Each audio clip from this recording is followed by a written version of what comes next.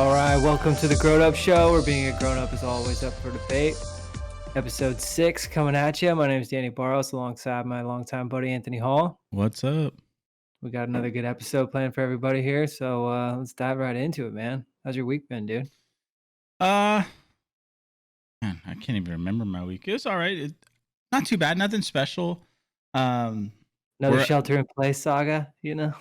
No, not really up here. I know it got crazy in California again. I'm sure you'll probably touch on that a little bit later. But no, up here we're staying pretty consistent. I think we're like around the 300 new cases a day, but it's not like fluctuating really. So I know that they kind of put a hold on like the phase 2 openings and things, but definitely no going back to like full lockdown on restaurants and things like that.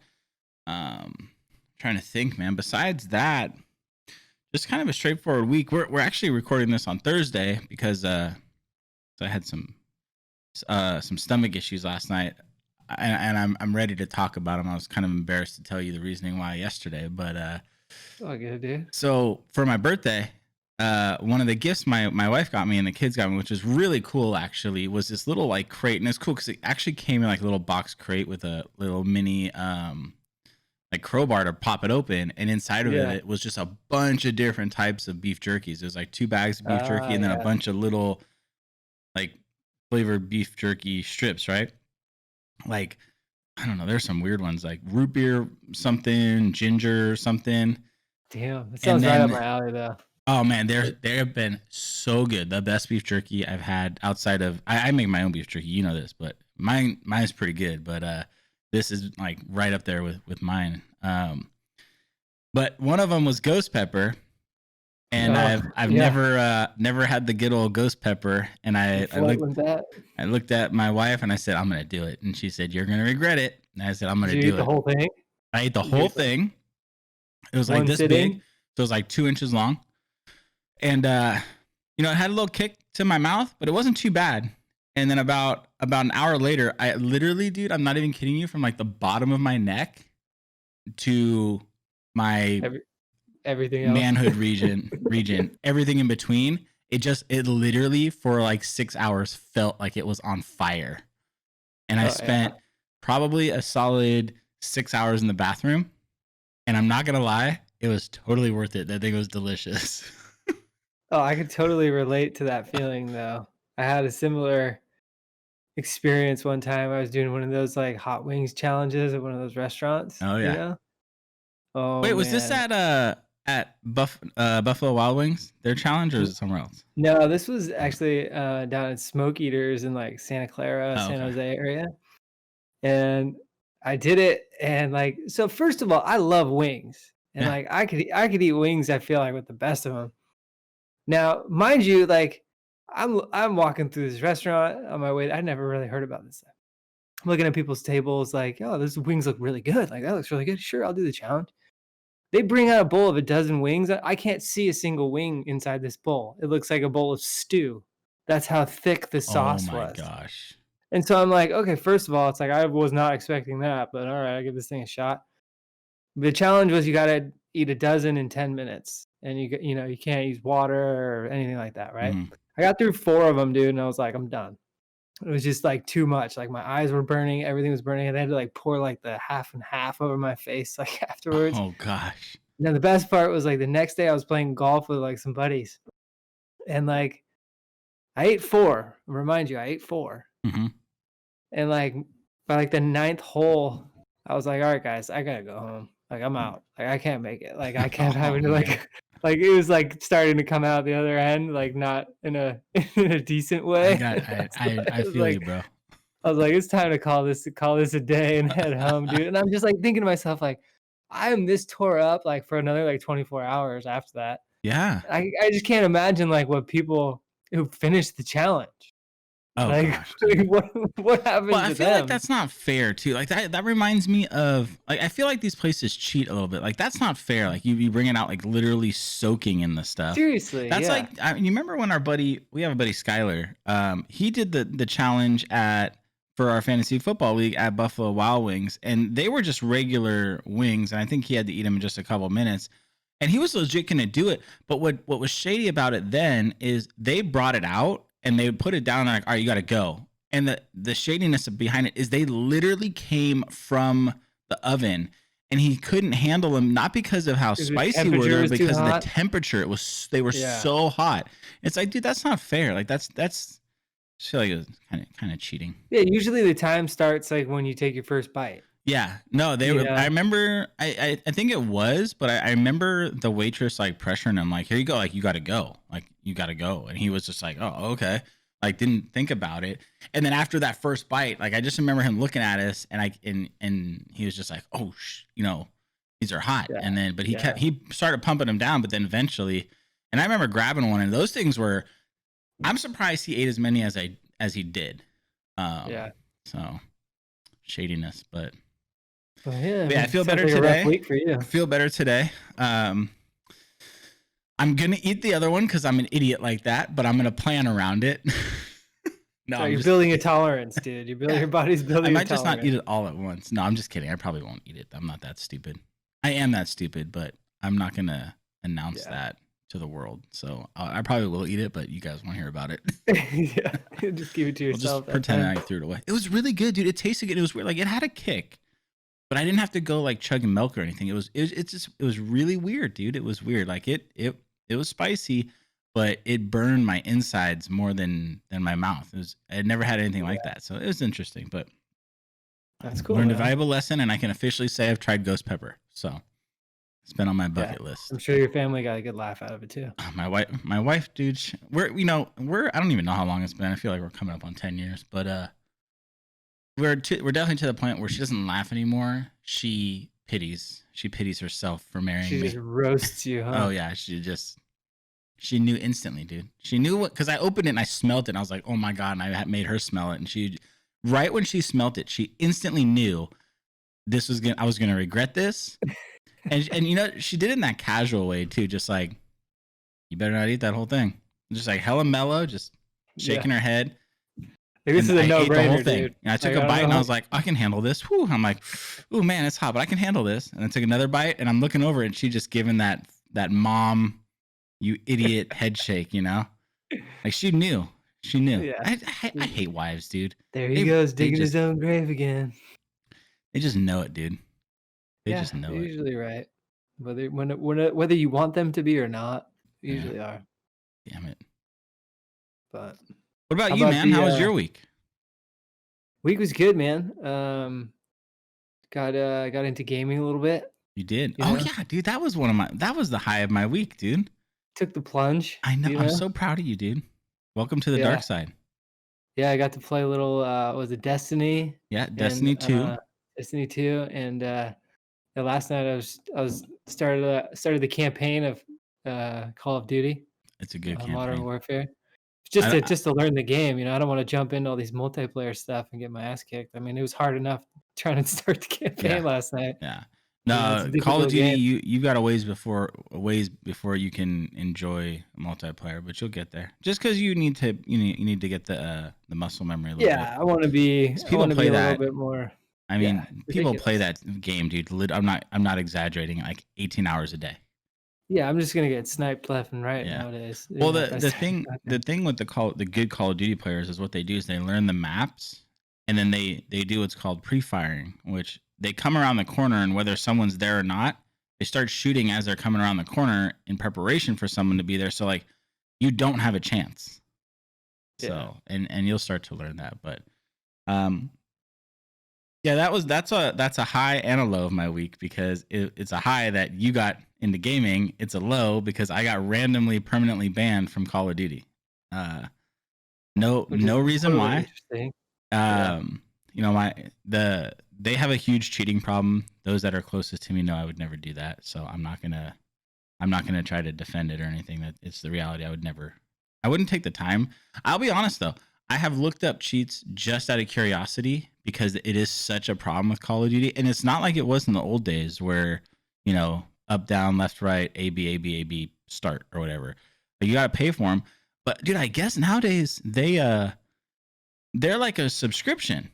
And like, really? I found this one site, and this kind of popped something in my head that I don't know like what they do if they like scan history or something. So maybe that's what did it. But this I looked this up months ago. So um but like there's this one place I just, I searched Call of Duty cheats and clicked on the first thing, and it's like $35 for 7 days. Like that's over half the cost of the game to use Yeah. these cheats for 7 days. It's like a month to use it for a month is like almost $100. It's crazy. Yeah, that's So ridiculous. I'm too cheap to do it. I don't really use game chat. When I do, and I troll people like we've the story we told in, it was episode 3 maybe, but when I do talk in game chat, I'm not like being racist or sexist or swearing even that much. I just say random things that kind of throw people off. But I don't even do it that often. So I don't know what happened. I reached out to Activision through Twitter, haven't heard back. They have a pretty strict policy, which is complete bullshit to be honest, where they have like all bans are final and there's no appeal process, which is pretty shady in a case like mine where this is like a legit uh unfair ban. And apparently this has Well, happened to yeah, it's like thousands if of people. So you're not gonna tell you either, like, why you got banned, like, yeah. at least you'd have some closure if you knew why, whether you agreed with it or not, you Yeah, know? yeah, and that's the thing. Like, that's all I'm asking for at this point. Is like, do I have a program on my computer that is triggering this, or I don't know about, like some virus or something that their anti cheat software is picking up and registering? Like, I would just like to know, uh, just for the closure, anything. But I am pretty mad about it because we have one of my cousins and one of my best friends. This is the game that I use to really kind of interact with them and stuff. Like, it's the only thing I really have Yeah, because they're back home. Like me and you have this. Some of my yeah. other buddies I play Call of Duty with, and I can't do that anymore. So, Right, right. I mean, I could make another account, but it's more like I put a lot of money into it and time to build up my level, my collection of guns and everything. Like in this game, there's some guns you have to unlock. They're a pain in the ass to unlock. So, just kind of it's annoying, but Yeah, it's like your whole, like, you build and build and build, and then it just gets like, somebody takes the rug right from under you, you yeah, know? yeah. So I've never had this happen to me on anything. I've never been banned from a game or anything like this. So it's just kind of random, but It's very unlike you, dude, yeah, I know it's weird. you know? But yeah, I mean, aside from gaming, the week's been good. Been doing a lot of bike rides and stuff with the kids, just trying to get them out of the house a little bit, Yeah, at least for a couple hours. There's been less and less places to go to, or just that we feel safe going to, So just trying to get out, keep moving, keep them exercise, and get some physical activity in. Hopefully, tire them out a little bit. It doesn't seem to work because they're not going to bed any earlier, but you I know. know, man.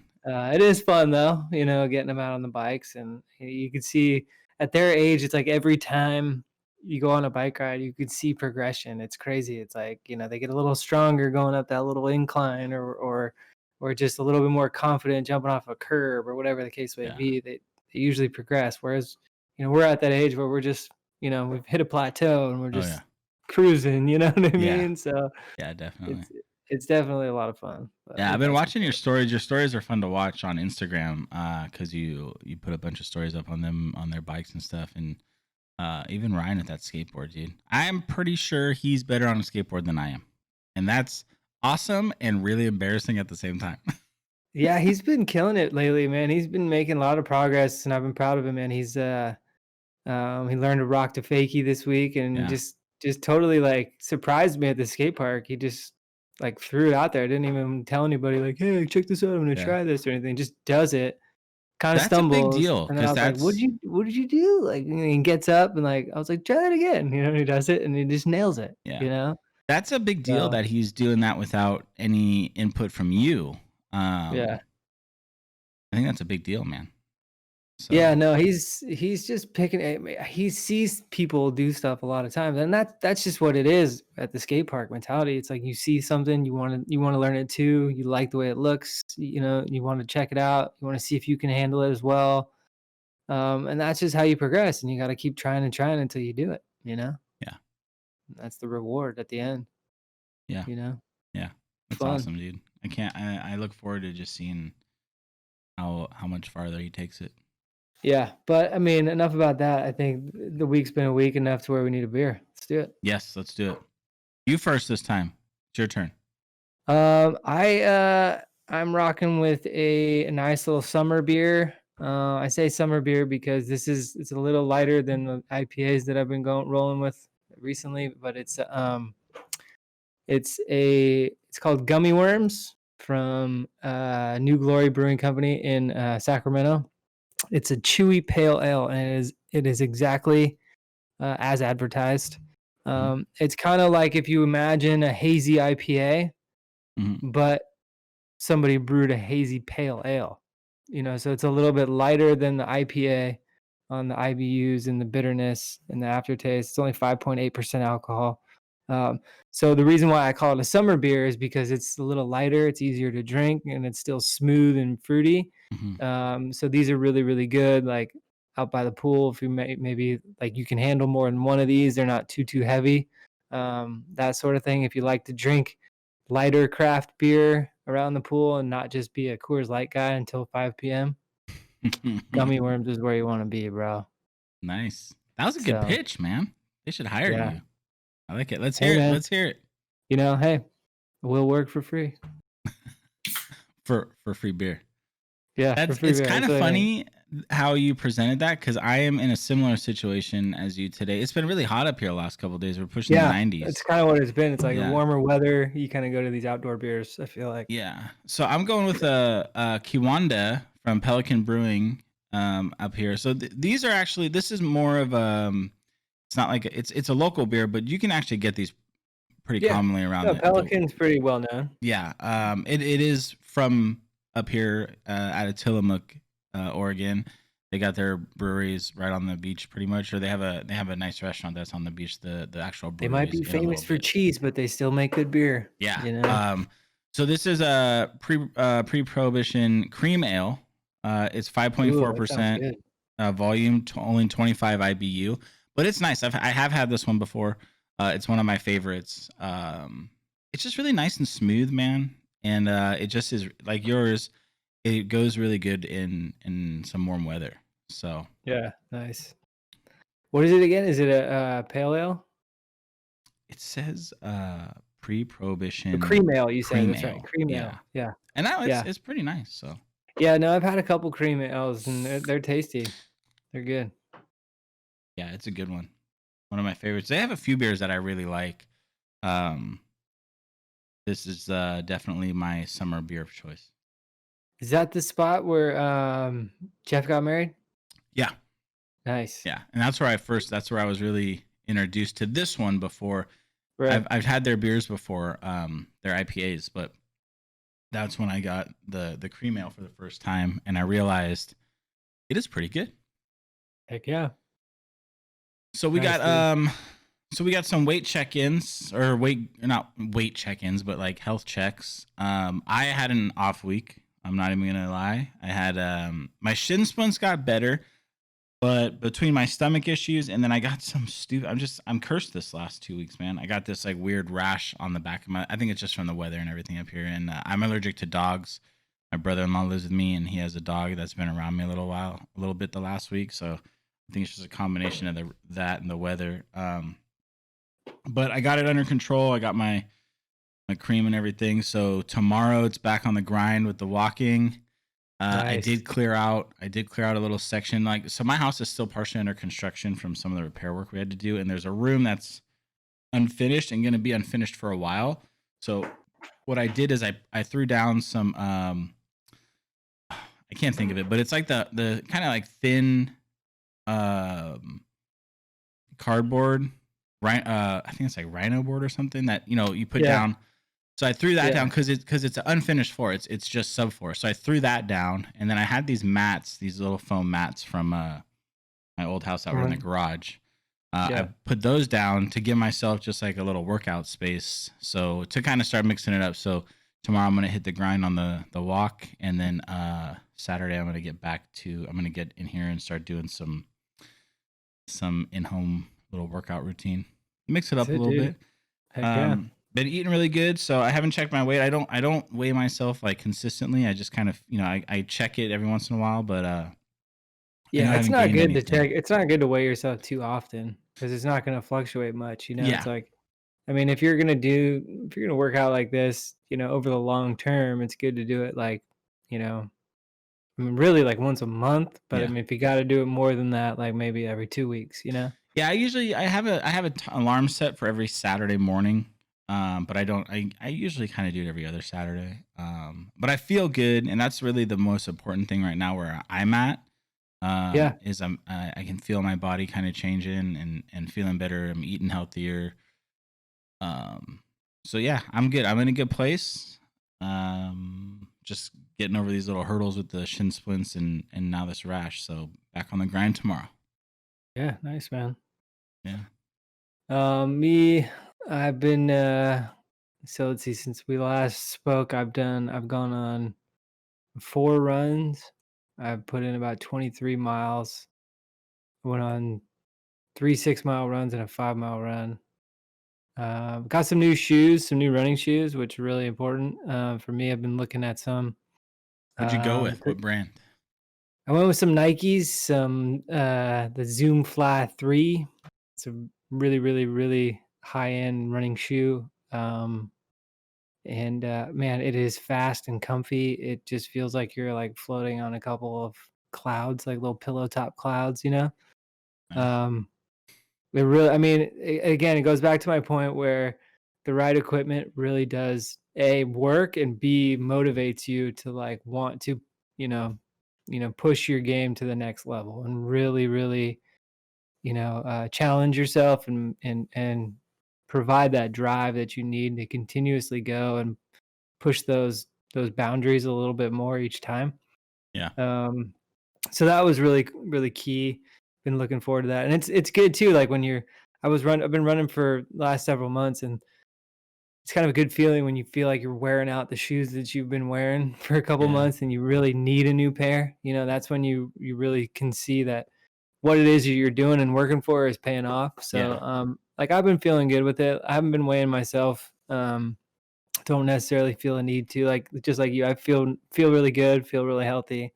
Still being conscious of what I'm eating, uh, doing my push-ups, my squats, things like that. Last I tallied, I haven't tallied. Today is up on the board, but I'm right around 440 push-ups for the month, Nice. um, which is still kind of, I want to be a little bit higher because we're I'm about pretty halfway close through to the you, month. man. I'm But only about 440 off. yeah, I think if I tally up what I put in my phone today on the board, I might be over 500. But I didn't want to Yeah. step too far. My joke just went right over your head, dude. Yeah, You, it you did. just you just I said I'm 440 off from what you're at. Yeah, not too far. Not too far. Yeah. That's my goal for Saturday. Tomorrow is Friday for us. So yeah, Saturday when I do my home workout, I'm gonna start doing the push-ups and stuff. Nice, dude. Yeah, and then I started just doing some squats too. I try to do about 100 a day. Trying to get up to about I set a goal about 2,500, just because if I do 100 a day, it's about 3,000 for a month, but you do take a few days off. It's Yeah. hard to do 100 squats every day. Oh yeah. Um, so the last I checked, I was about 780 of those. Um, but I mean, we're halfway through the month, so I'm looking like I need to pick up my game towards the end of the half of the month if I want to hit my goals. But I'm pretty much on target for my miles. I'm a little bit behind target for my other ones, but making progress. Yeah. You know, You can we'll always see. grind at the end too. You need Yeah, I'll to. probably hit it hard through the the last week of the month. Will be an ass kicking for sure. You Yeah. know, but and then set new goals. You know what I mean? Yep. Yeah, Nice, man. yeah, it's been good. Been real Yeah. good. So what's going on in the gaming world, dude? Anything new with Dr. Dis? Yeah, so this is crazy, dude. So when we started this podcast, we had our game plans and everything, and we wanted to do our little check-ins on our individual hobbies and stuff. With gaming, I really kind of thought like I could cover everything in a month, but this has been the like wildest last few weeks that it's become like topic for us weekly, which is not what we intended, but the plot just thickens and it's just crazy, and it's actually turned out to be me getting sick yesterday. It turned out to be a blessing in disguise because some major it's so funny because some major stuff dropped today regarding Dr. Disrespect, and the funny thing about it is we still know nothing. Yeah, we still know so much stuff happened today. He's teasing us, man. Yeah, and we still know nothing. And I'm going to start this. I'm going to give the recap, but I'm going to start that. What I learned today about all this is something that I already kind of had an idea about. This guy, literally, Guy Beam, who plays Dr. Disrespect, his real name. This guy really is a genius. Very smart guy. Yeah, like he very much knows what he's doing. He did. It's kind of confusing how it is, but there's an interview that was posted in detail on PC Gamer, and then it was like an edited version of it was on the Washington Post. So I think I didn't pull it up. I should have pulled it up and read the details more. But I think what it is he had the interview with one person. That person sold those to, or whatever, to both PC Gamer and Washington Post. However that stuff works, I don't know. But it showed up on both. So his first interview gave us nothing into what happened. He still is sticking to that Twitch hasn't told him the exact reason why he was banned, which I'll be honest, I believe him. Well, yeah. I believe him because I feel like at this point, if he did know, like, and it's something that's tied up into legal stuff, like, just say that. Like, it makes, like, because later down the road, if it comes out that he did know the whole time, it's going to look really, really bad. And we know this guy's smart, and I'll explain why in a second. But it was really like a bunch of nothing. Just him, basically saying that it was kind of out of nowhere. He's been going through some anxiety with it because, that's his livelihood, him and his wife. His wife, helps him with it. And they went from, he just signed a 10-figure multi-year contract with Twitch, and I think about 2 months into it, it's ripped out from under him. And the way he explained it, which was a great way to explain it, is, think of you just waking up one day, going into work, and the door's locked, and your work is gone, and you're just fired, and they don't tell you why. Like, that's really what happened to him. That's how. No, totally. That's at least how he's saying it is. I'm gonna go off like what I said, that he really doesn't know. I'm sure he has some ideas, but I do believe him when he's saying that they did not tell him why. And they don't have to, and that's in their terms of service. I definitely think that they didn't tell him, but I think like what you alluded to, I think he has some ideas as to what it is, and I think he's probably pretty sure on one of them. Yeah. But I mean, like, I read the article that you were talking about too, and I think that like, he definitely did say that, like, of course they're trying to get him to allude to some of the theories that are out there, and he wouldn't even do any of that. So that tells me that, I mean, A, this is a legal battle and doesn't want to put his foot in his mouth, but also B, that I think he knows exactly what it is and doesn't want to lean too far on one of these topics to give it away, Yeah. And so to a certain degree, I think he knows, but I think he also hasn't been told, so there's no confirmation there. Yeah. Yeah, absolutely. So I read the whole article. I read it through twice just to make sure I grasped everything. Couple of real big call outs, the few things I just said. Another one is, which I don't think is the say all end all, but it's okay if it is. He does mention that he is not going back to Twitch. I feel like that's understandable, but at the same time, if he doesn't know why he was let go, I think it's kind of hard to. Why would you want to go back to Twitch? Yeah, and that's the thing. And that's a good point. The reason you'd want to go back to Twitch is because that's where you make a large portion of your income. However, but if he signs a deal with somebody else, or he's making income like on YouTube or somewhere else, like, so a lot of the content goes on. Yeah, a lot of the content creators. I feel like this is going to be a blessing in disguise for him, because a lot of the content creators that do Twitch and then release videos on YouTube, there's a large portion of them that their videos on YouTube are way more successful than their Twitch Yeah. streams. They make more money off of their YouTube, but they put Yeah. more time into Twitch. So, why I think this is a blessing in disguise for him and why this is going to backfire in Twitch's face is for that very reason. Dr. Disrespect is hands down the most creative streamer that's ever been on Twitch. Like if you watch his streams, his backgrounds, how he transitions, he has this thing called the arena, which it's just a bunch of digital art of some massive arena. It's always empty. It's a joke. It's part of the the character and everything. But he's just really creative. I don't know if he makes that artwork. I think he does have a small kind of creative team that helps him. But he's whatever he's doing, it's working. Yeah. You know?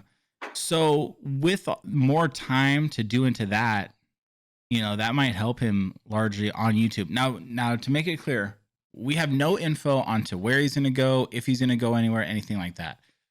The one thing I didn't make clear the other day that I want to make clear here is so Twitch and Discord ended their partnerships with Dr. Disrespect around the same time with no reason given why, just terms of service thing, right? Every single one of his sponsors are still sponsoring him. He has not lost any sponsors. He also has some TV deal coming up in the near future that he said in the interview is still going on. This hasn't affected that. There's a lot that the Twitch thing has not affected with him. He also alluded to returning. It kind of sounded like soon, and he's calling it Doc 3.0. Now the 3.0 is for we had the original Dr. Disrespect, then he had the bathroom incident at TwitchCon that I talked about previously, where he recorded in a bathroom, got banned, came back. That was Doc 2.0. Now this is he's pitching it as Doc 3.0. So what makes this so interesting and what this does, let's actually do something. So he did this interview. The interviews dropped this morning. Okay. Then about halfway through the day, he dropped a little video on Twitter, which we're going to play because it's important for you guys to see this or hear this before I can explain to you why this guy is a genius. Okay. The creative genius. Yeah. Why he's the creative genius he is and what this is. Now, for those that are just listening, to give you some detail, we're going to play it on our YouTube channel. I'll play it so you guys can see it. But if you're just listening on Spotify or iTunes or wherever, it's nothing spectacular. It's a song. There's some lyrics in it that you'll hear. But the setup is it fades in to like a dark alley. It's an animated alley. There's his shadow is standing there. Like you just see his silhouette and it just zooms in. There's the Lamborghini or Ferrari, whatever it is in the background. And that's pretty much it. You don't actually see him. You just see his silhouette. It's just black the entire time.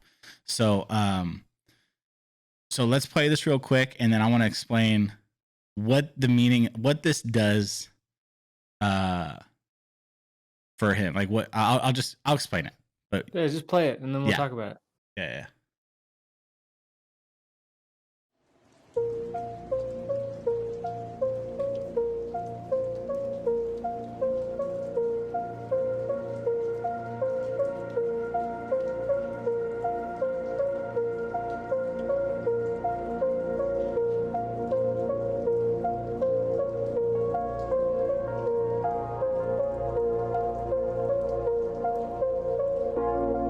It's out of my hand,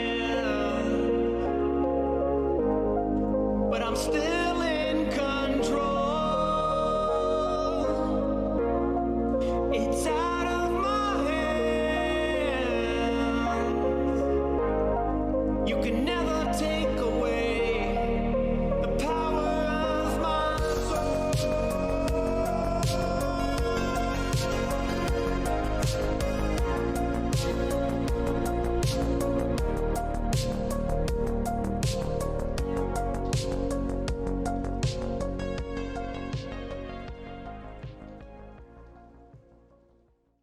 Okay. I love this, dude. This just when I saw this, my initial reaction I just started hysterically laughing. I mean, the And lyrics are perfect, yeah, you know? and there's reason to it. So the lyrics are, it's out of my hands. I'm still in control. Out of my hands. Um, you can't defeat my soul. Whatever it is. So full disclosure, like earlier today when I was watching the video, I even did like the thing with like my phone. I was asking Siri like who sings this song because like it is a good song, Yeah, no, and it's he catchy, right? created the song, and it's like super catchy, and Yeah, like if you told me that there was a full song like that and it was on the radio, I'd believe you. You yeah, know? yeah. No, it's definitely it slams. It hits. It's a good song. Yeah. What's also funny about it is that is him. That's his voice. Now Right. he does have this little audio guy that's done some work for him in the past. He used to be sponsored by Gillette. He has a really funny song. You should look that up. Anyone who's listening should look it up if you don't know Dr. Disrespect. It's really funny. Him singing Gillette, the best a man can get. It's really funny. He's done, and the guy's done a couple other ones that are really catchy. So this is really him. And then this guy that he does the audio made it for him. So I want to break down what this means and why this makes him the genius that he is. This was obviously planned. Okay. This is not something that he did the interviews and then was like, oh, I'm motivated. Let me throw out a video. This video obviously took some time to make. Yeah. The way he dropped it, the interviews came out in the morning, and then midway through the day, this dropped. So the internet was already buzzing about these interviews. The hype was up. Then he dropped this, but it's what the video is and what it did to the gaming community that makes him a genius. So something that no one really has caught yet, maybe some people have. I haven't really seen anyone mention it. The silhouette of him, okay, completely blacked out. You cannot actually see him. It's him. It's his silhouette from the wig and how the stance and everything. But what that does, check this out. So in Twitch's terms of service, if a player is banned and he is on stream with another person, that person can get banned. So, for example, one of the people that he really plays a lot of games with, Nick Merckx, Tim the Tapman, if this showed if they had Dr. Disrespect on their stream, his face, I think vocally too, I might be wrong there, that is subject for them to get banned, which Wow. I want to call out is quite possibly the stupidest rule I've ever heard of. Even big Twitch streamers know that that's a stupid rule. Yeah. So I don't know if this was intentional, but by not actually showing him, this hit every single big streamer today. Everyone that was streaming. I mean, XQC, Asmongold, I think Tim might have played it. I mean, you name it. This was all over Twitch. Okay. It's all over YouTube. Every one of these guys that they do their daily stream, then they edit it and throw out their videos. I mean, there are literally dozens of videos on YouTube right now. Reaction to Doc's video. It's brilliant that he did it because he knew, and I don't know this is my opinion, but I think he's smart enough. He knew he would get the support from his fellow streamers. Oh, for sure. So this is him blowing it up. It's him He's playing the game, you know? It's him You totally gotta play the milking game. this. It's him totally milking this, and it's absolutely brilliant. I took a screenshot of this 45 minutes after he dropped it. So it's 45 minutes after he dropped it. It had 23,000 retweets, 125,000 likes. Right now, we're at 10-hour mark, 300,000 likes and over 50,000 retweets. Those are big numbers for the timeline, but it's how it has trickled through everywhere. This also does some other stuff. So yesterday, Slasher, who I've mentioned in the past, is like the big news guy in the gaming community, right? He did an interview with the streamer, which was a good interview, but it gave nothing. It was Slasher basically saying nothing. Slasher is the one that has been vocal saying that he knows why Twitch banned Dr. Disrespect, but he's not comfortable to say because he doesn't want to get sued. Or banned himself. Yeah. So this kind of makes Slasher look really bad. Yeah. Because what this does is this proves I need to make it straight that this is my personal opinion. Okay. I think this proves that the outrageous theories of sexual assault, sexual abuse, things like that are pretty much out the window. The reason for that, if that was the scenario, you wouldn't be promoting like this, you'd be hiding. Especially Right. right Yeah. now and how badly the cancel culture is in the gaming community, which it should be when it comes to those things. It absolutely should be. If you're sexually assaulting or abusing people, you should absolutely 110% be canceled. You wouldn't be promoting like this. Okay? You wouldn't take advantage like this. This basically to me makes it pretty apparent. This is again my theory, my personal opinion. This is Mixer going under, Twitch realizing they have no competition anymore, no reason to pay these guys multi-million-dollar contracts, going back a couple streams of Dr. Disrespect, finding a stream where he's doing his Asian accent or, making fun of whoever, Right. and using that to get out of a contract. Yeah. That's what I think this is. I really, truly do. And I think that this video, the timing of it after the interviews, how he did it, how he made it so it could be posted anywhere without putting any of his streaming buddies in jeopardy of getting banned by not actually having him physically. This is a total power play, and it's absolutely brilliant.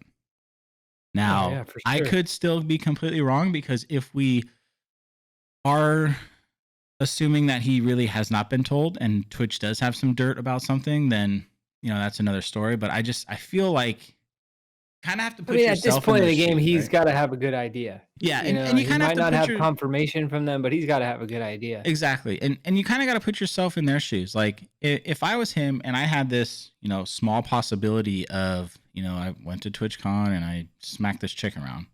Just not saying he did, just example. That would be at the forefront of my head right now.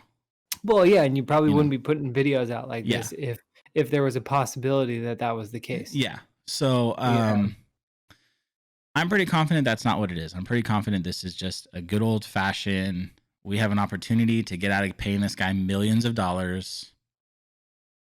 And like I said before, in the Yeah, and it might be a technicality or something that never gets exposed, and they go their other separate ways, Yeah, and that's the reality. Is the fact is we still could very much never find out the true reason why he was banned. But what this does is this shows that he is, and just the reaction from the tweet and the reaction across the gaming community today, it shows that Dr. Disrespect's momentum is still very much alive, even with this. And probably, it's not even probably even guaranteed. more so. It is more so because of I've been following this probably more than I should. I'm not ashamed to admit What's that. the leading story on the news, dude? When you turn on the news every night, what's the leading story? Is it something good or is it something controversial? Always something controversial.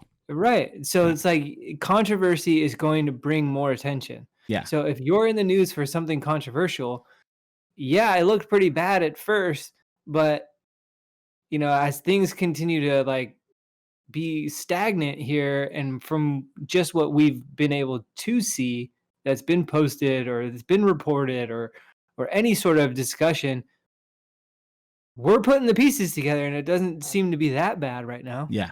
Yeah. So, and the thing is, like I was going to say real quick is, the tweets I've read, I have read tweets from people that have literally big name verified people on Twitter that have literally written, I don't watch Dr. Disrespect. I don't know anything about the guy. And I'm more involved in this than I ever have been. Like everyone just wants to know. And that is just feeding him. And I think he's milking it and he's taking advantage of it. The lyrics, even, they speak for themselves, as simple and straightforward as they are. It's just really, it's the most underwhelming thing in the world that just, if you look at the fine lines, just opens the door so much for him. Whatever is next, it's going to be bigger. Whatever is next is going to be bigger. When he finally does have a return, however that is, if it's just, Oh yeah. videos back Yeah. on YouTube, or if he decides to live stream on YouTube or wherever, whatever, it's going to be huge. Well, I mean, think about this, dude. So if one day you hear breaking news that Steph Curry got released from the Warriors, and the Warriors are not telling anybody why, and several weeks go by, and we still don't know why, and people are starting to inquire about Steph Curry's services, and he's free to sign wherever he wants to Mhm. go, he's going to demand a pretty high price, probably higher than what he was already getting paid. Yeah. Because you got a lot more. You got 31 other teams that are now going to go after his services because he knows he's that good. Yeah. So this is gonna. I mean, assuming that he's not in jail for something, Yeah. he's gonna work. He's gonna land on his feet and be just Oh, fine, yeah. no matter where Yeah. he goes. Yeah, and he did mention in the interview that him and his team, they're not looking for exclusive deals. I mean, of course, that doesn't mean that he's against them. If something landed on his doorstep, I'm sure he would entertain it. I think the reason for that quote from him is because we are now, because of Mixer's collapse, we are, like we've talked before, we are in this situation where Twitch and YouTube, they really don't need to do exclusive deals right now. They're just fine. I don't think after this kind of thing, I don't think that like the gamer in this case, Dr. Disrespect or Ninja or whoever the hell, I don't think any one of them is gonna want an exclusive deal because I don't think they're gonna want to be locked up to a situation where they got to play by somebody's rules. Yeah. And the fear that at any time you can just pull the ripcord out of this, exactly. that's not cool, and nobody's gonna want to be in a contract like that. Yeah. Like contracts don't work where one side has all the leverage over the other. Yeah. It's like just because you're getting paid a high dollar amount doesn't mean that you should have no say in your agreement. Yeah. It's like there needs to be a balance within that contract, and there needs to be some sort of a longer leash given to some of these guys who well, there needs to be a understand safety their net, content, Yeah, there needs to be a safety net. And like I've said before, like we don't know what his exclusive contract was with Twitch. All we can go off of is the terms of service, but I mean, and it would be quite the surprise to me if there wasn't some stipulations in his actual exclusive contract, because like we've talked about, like this guy's content literally 9 out of 10 hours of the day goes against the terms of service with what his actions are, because if you go by the fine line of the terms of service, which they obviously are doing with him, there are other streamers out there that those terms of services, the lines bend very heavily. Dude, Summit 1G is one of the biggest, if not the biggest name on Twitch, and he accidentally pulled a bong on the stream. Nothing of it. Wow. It was a quick little, like you saw it and then he moved it away, like he didn't switch his camera like you wanted to. Said it was maybe it was legal in his state or something. Said it was a vase, but it's not. I don't know where he lives. I think he might be in California, but I still think like that's enough to where it's promoting, a drug. I'm sure that's somewhere in the terms of service they could have banned him or temporarily banned him if they wanted to. But that's what it seems like there's gray area after gray area after gray area. Well, there's no gray area. It's just Twitch plays by their own rules, and this is very well known in the gaming community. Okay, let's say you're a streamer, right? Like I know, like you don't have the type of sponsors that some of these major gamers have. Yeah. But let's say you're streaming right now and you just took a sip of that beer, are you promoting that beer? No. But you're not standing here talking about it. You're not doing anything like that. Like while you're, you just happen to be having that beer. But like just because you're somebody of a certain, class or tier within the community, and you got eyes on you, everything you do, you're said to be promoting it. No, that's not the case. Yeah. But people want to interpret it like that's what you're doing. Mm-hmm. Exactly. And that's where the contracts need to say, they can't get that like into the minutia about stuff, Yeah. You just can't. Yeah. And you're doing yourself a disservice if you're signing that kind of contract. Yeah, exactly. Really. And I'm sure that, it's I think we can say it's obvious that there was something in the contract that was not thought through all the way, or Twitch wouldn't have been able to do this if it is as generic of a thing as I'm assuming it is.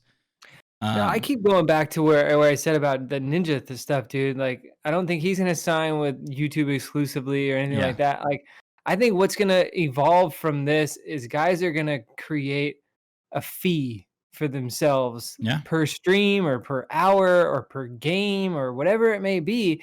Or maybe it's by game. They're signing a contract with the game to promote the game and play this game that more already than that other game. Yeah, Right. that's something that has come up where a new game is dropped. They've paid players. I think Shroud is one, if I'm correct, that I think he got paid close to like $1 million to stream. And I could be wrong with these, but I'm pretty sure it was Apex Legends was a game that dropped. It's a great game.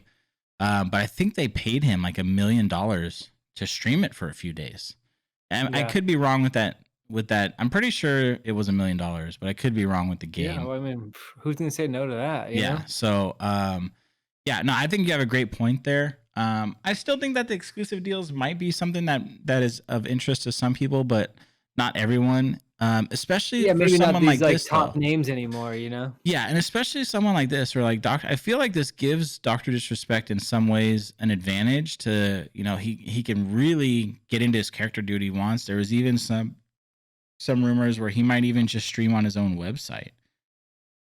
I don't know what that would do. I don't think that would help him as much as like going to YouTube or something would. I think that would help him with his core following. Absolutely. His core following would stick around, which is still, hundreds of thousands, if not millions of people.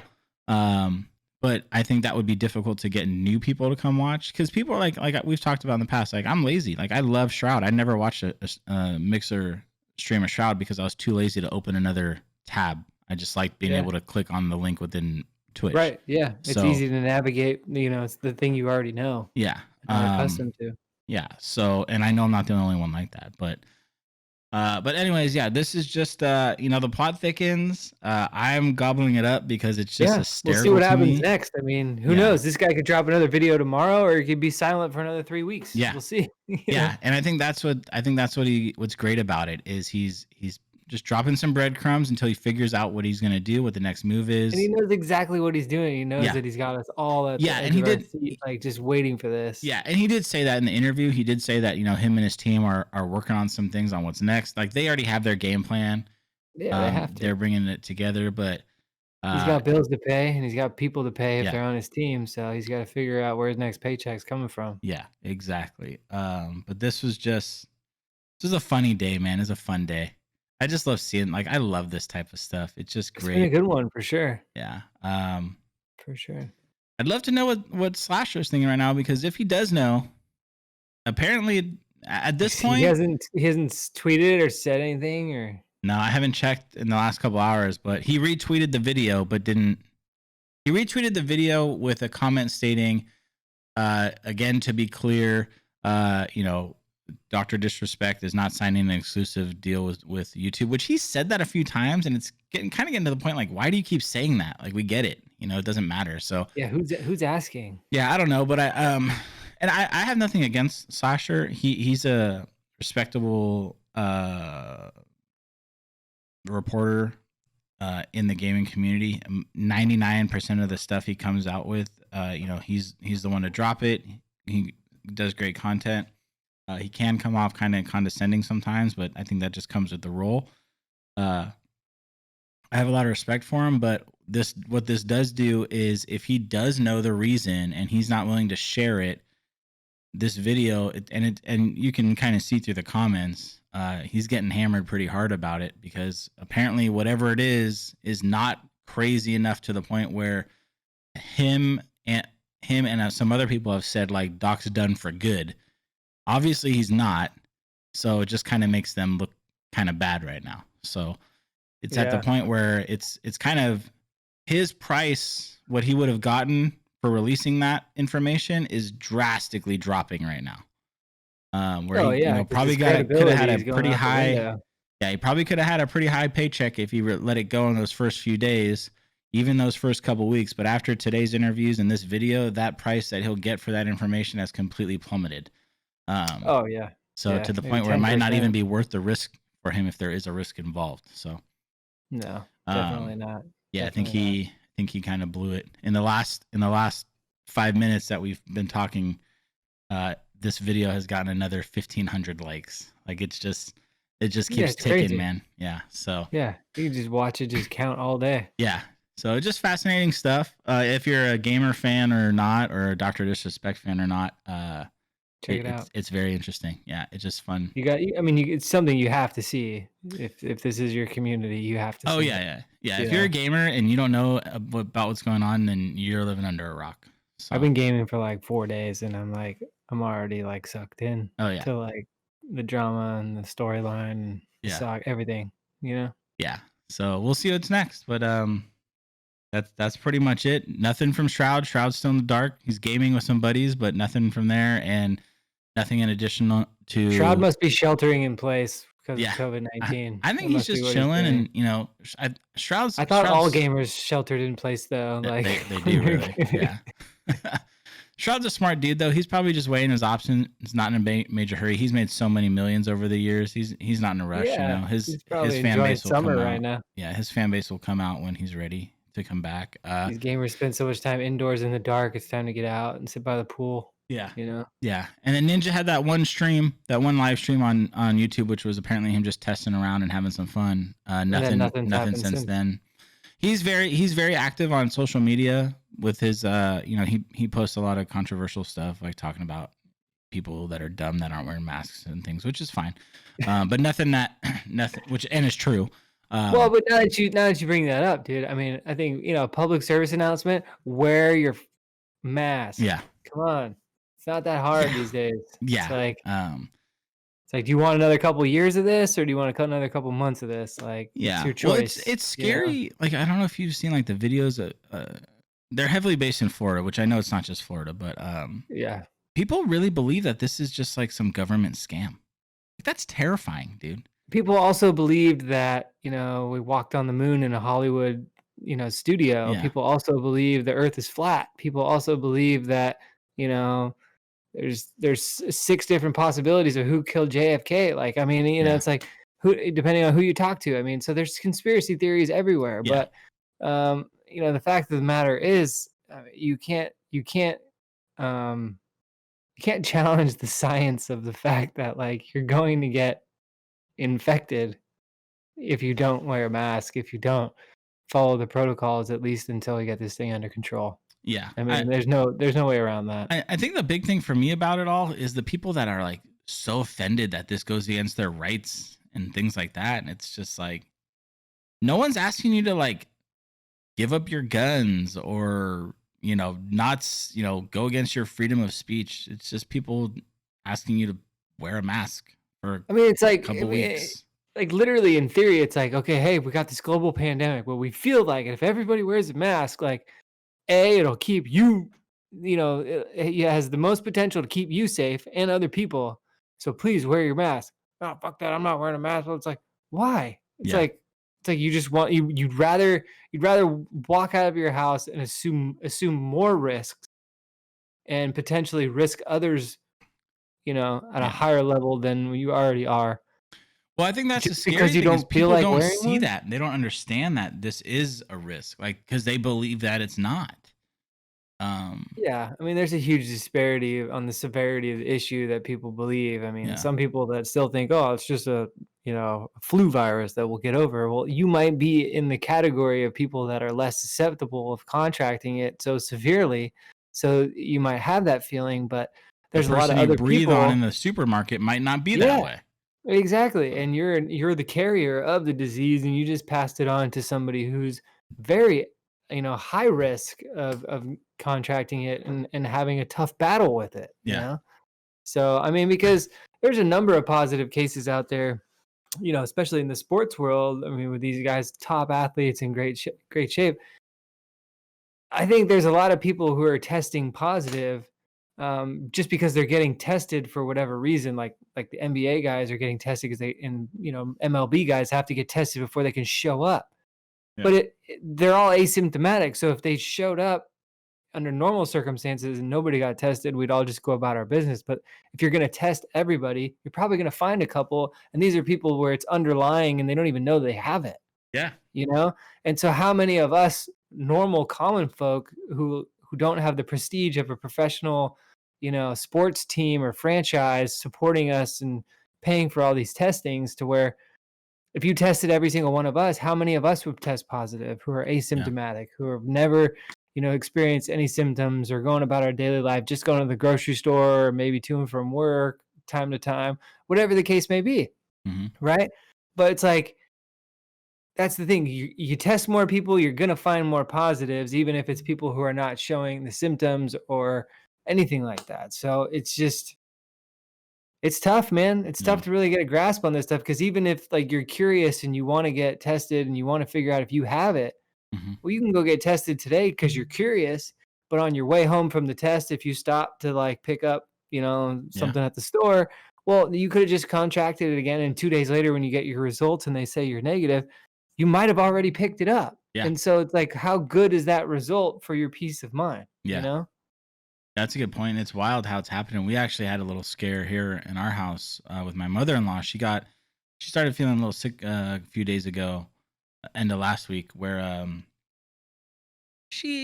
think she overthought it a little bit, but she was having some breathing issues. She also has been working in our backyard like a psychopath. So, um, which is great because I don't have to pay for a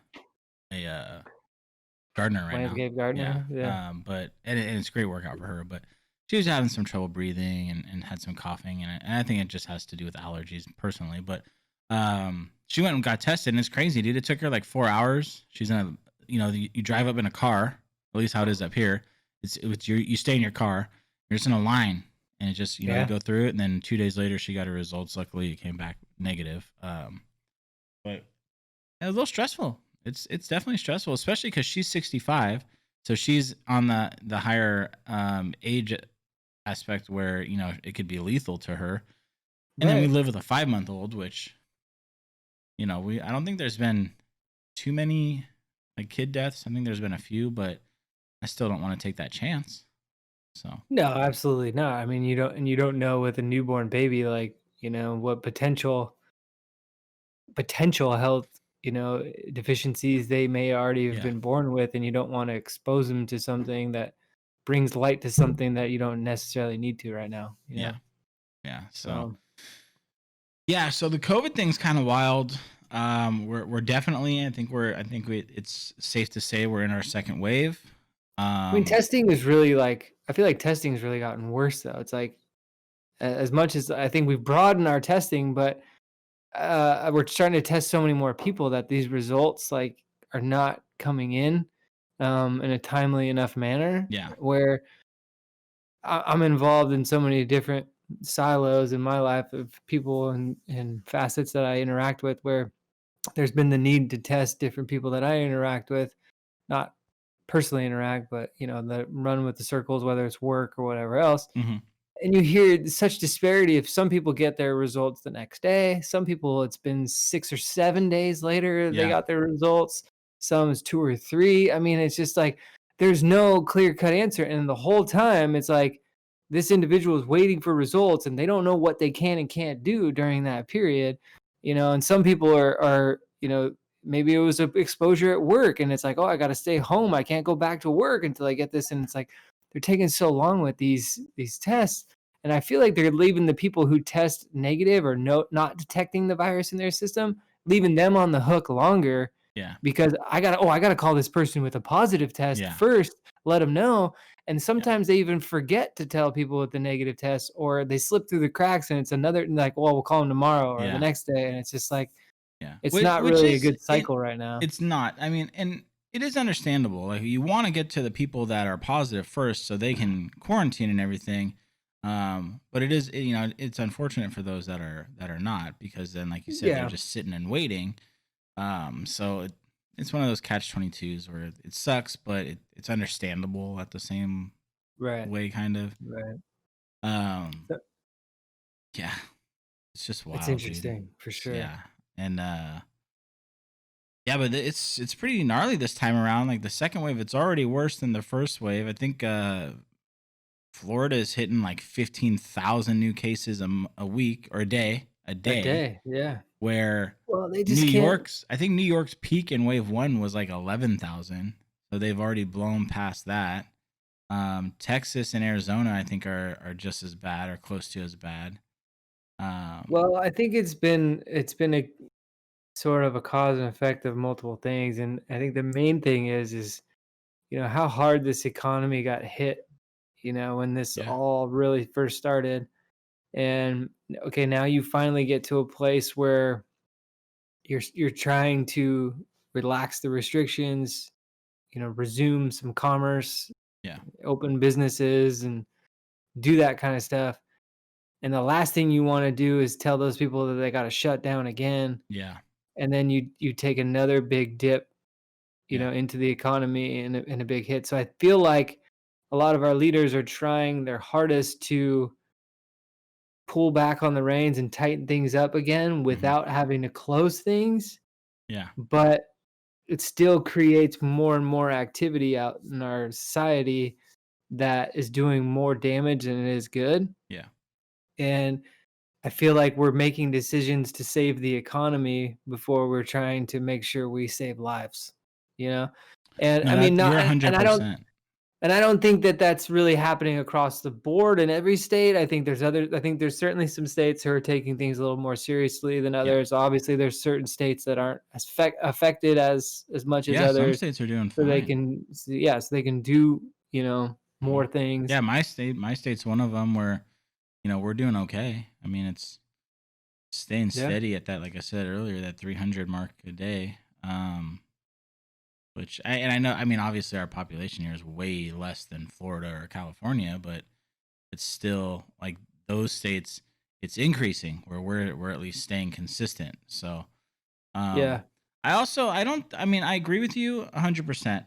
I, I have a hard time deciding on whether I feel like we reopened too early. I don't think we did. I think it's how a lot of the states reopened is what the problem is. Because we have some states that did reopen and the rules they put in place has been fine. I think it's Yeah. just some states, the rules weren't that strict with masks and things like that, or, cleaning, things, sanitizing, things like that. That is what the problem is. Because it's just so hard, man. Like, I get it. I get that, people need to work. And I Yeah. really truly get that. I'm a fortunate one where my job I can sit here. I was working from home 3 days a week before this was even an issue. So like I'm fortunate enough to where my job I've become just a complete hermit. Like I go out every Saturday every Saturday morning. I go shopping for the week at Safeway, and Yeah. that's really the only kind of risk I take. The rest of the week I'm just a total hermit. But I'm fortunate enough that I can do that. I'm not a hairdresser. Yeah. I'm not a Yeah. bartender. Or you're not a laborer or something, Like my job, I don't get paid from human interactions. So I understand Mhm. that those people they need to work. Um, but at Yeah, the one of same the other time, like you said, like it really is like a life or death scenario that we have going on here. And what's worse, taking the risk and well, I dying, mean or losing your job or not paying rent. It's a tough one, I man. mean, to a certain extent, I feel like, the government and our leadership has to sort of put these restrictions in place and hold to these regulations, because if we don't, like we've already seen, people won't wear their mask, Mm-hmm. people won't social distance, or people won't care. So it's like unless they close things down, people are just gonna ignore it, Yeah. And it's like one thing that really bothers me is like, it certainly hasn't picked up to before COVID numbers, but like the airlines are still like people are still flying, like, and like going on trips. Like you got people like for instance, places like Florida, like people are still flying in there and then Yeah. going to the beaches. And it's like, so if you're flying somewhere, it means you're staying in a hotel. Mm-hmm. It's like what like why are you picking now is a good time to like let's go on a vacation or let's do this, or or if you had a vacation previously planned, like, you should have canceled it in March Yeah. when Well, all this I stuff still even went think to down. this day, like majority, if not all the airlines, hotels, they're giving full refunds. So Yeah, if you had stuff before, but they're also luring people in with ridiculously low yeah. prices right Oh now yeah. because their revenues Oh and dude. everything have just I could plummeted. I could fly down and visit you right now for like $35. Yeah, I Like know, it's it's insane. ridiculous.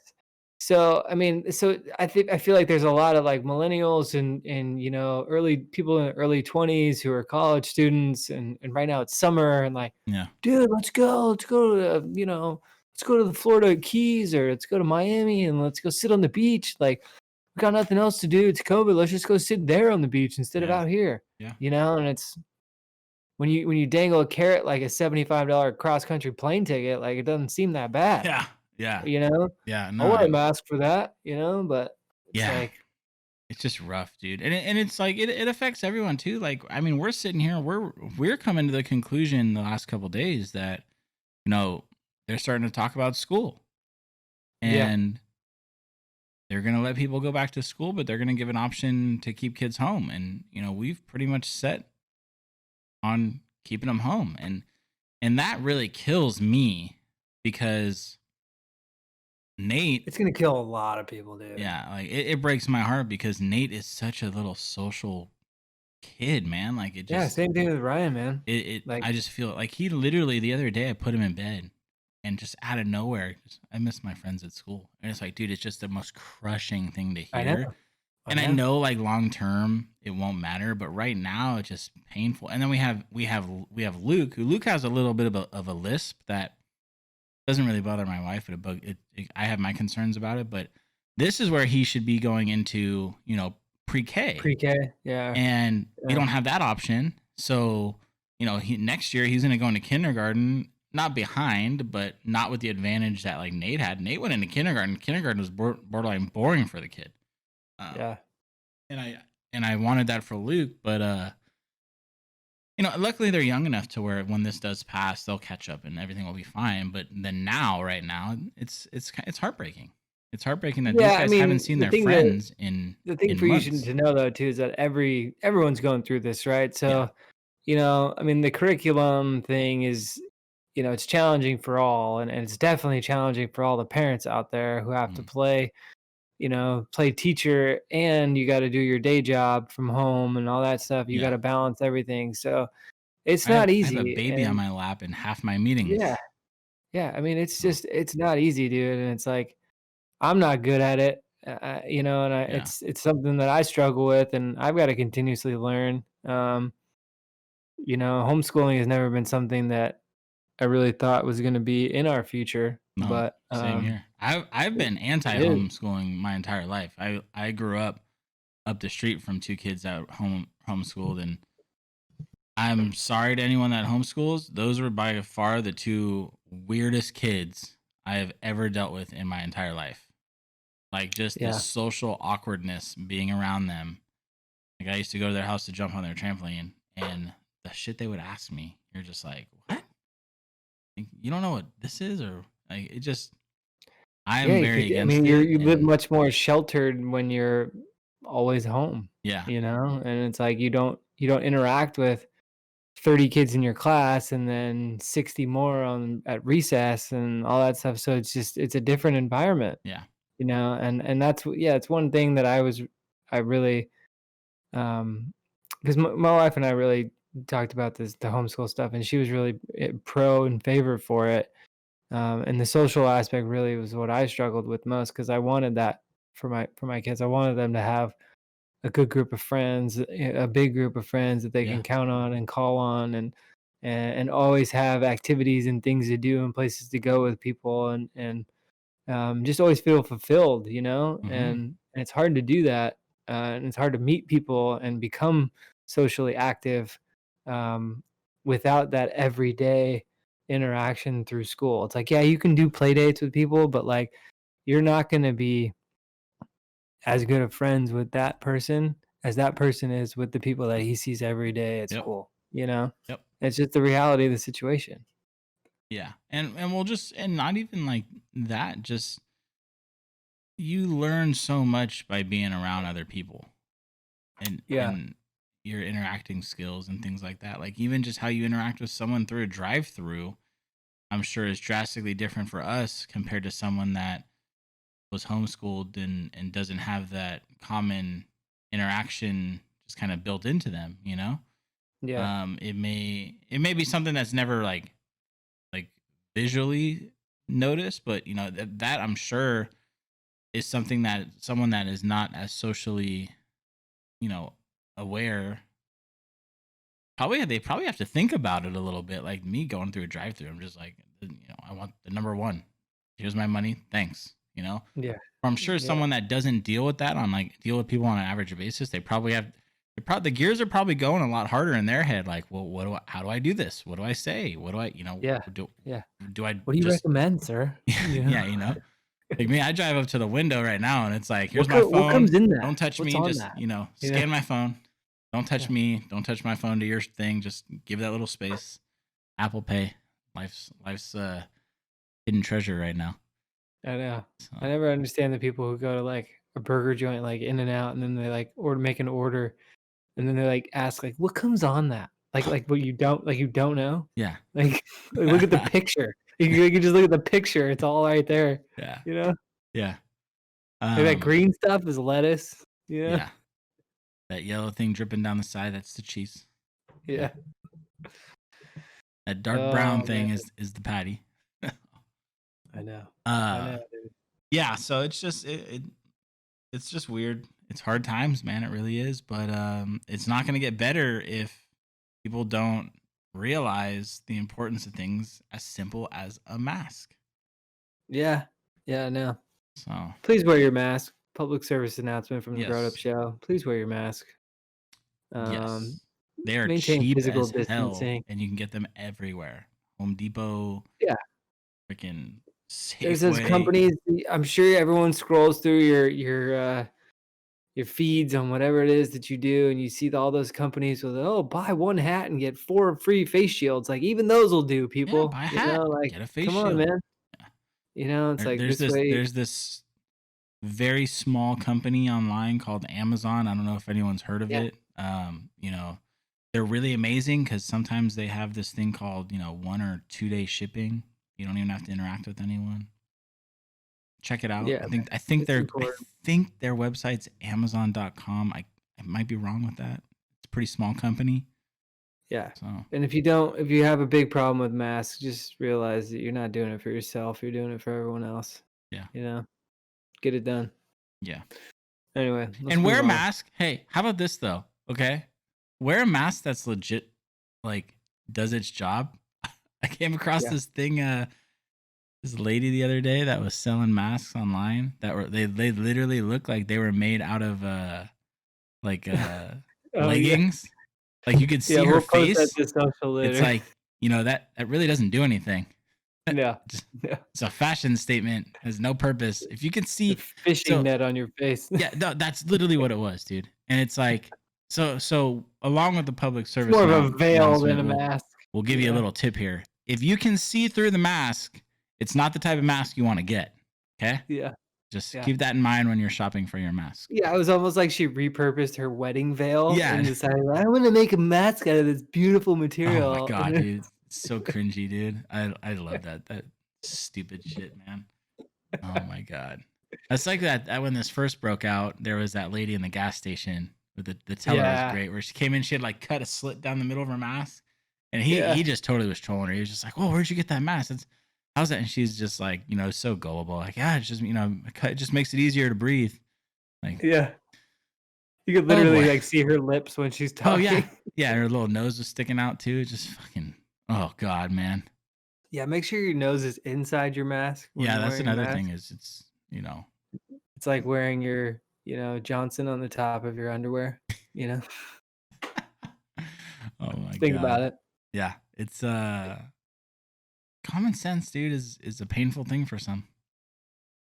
It's not even painful. They just don't have it. Yeah. You know? Yeah, very challenged So. people. Anyway, dude, let's move on. Yeah. So the NBA is like they've all moved into their bubble. They've had some practices and they haven't played any games, but I've got some questions that I need answered for what's going on in the bubble, and I've got no way to get these answers, but I just want to ask these questions because I think they're kind of hilarious, right?